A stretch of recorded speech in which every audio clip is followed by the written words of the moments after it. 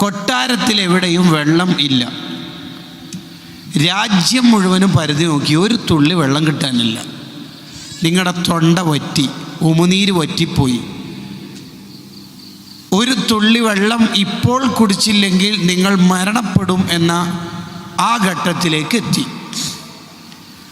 എവിടൊന്നും വെള്ളം കിട്ടാനില്ല. മരണം ഉറപ്പിച്ചുകൊണ്ട് ഏതായാലും മരിക്കുമല്ലോ എന്നുള്ള ഉറപ്പിൽ ഇങ്ങനെ കിടക്കുമ്പോൾ നിങ്ങൾക്ക് പരിചയമില്ലാത്തൊരു ചെറുപ്പക്കാരൻ വന്നിട്ട് ഒരു ഗ്ലാസ് വെള്ളം കാണിച്ചിട്ട് പറഞ്ഞു, രാജാവ് ഇത് ശുദ്ധ വെള്ളമാണ്, കുടിക്കാൻ പറ്റും, ഞാൻ സംഘടിപ്പിച്ചതാണ്, ഈ വെള്ളം നിങ്ങൾക്ക് തരാം, എങ്കിൽ നിങ്ങളുടെ ജീവൻ രക്ഷപ്പെടും, പക്ഷെ പകരം ഒന്ന് കിട്ടണം. എന്താണെന്ന് ചോദിച്ചു. നിങ്ങളുടെ രാജ്യത്തിൻ്റെ നേരെ പകുതി ഭാഗം എനിക്ക് തരണം എന്ന് പറഞ്ഞു.